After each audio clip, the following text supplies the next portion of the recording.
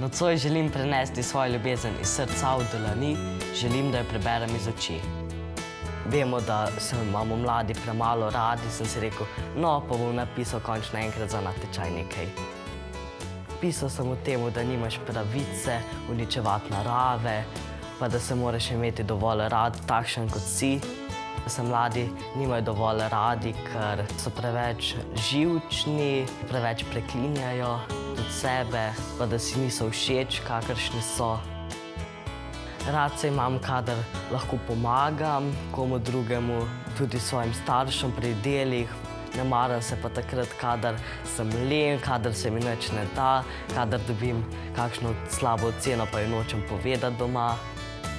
Sošolci so ga prebrali, niso ga ravno komentirali tako dobro, ker nimamo tako preveč najboljših odnosov do mene, ker sem prepameten.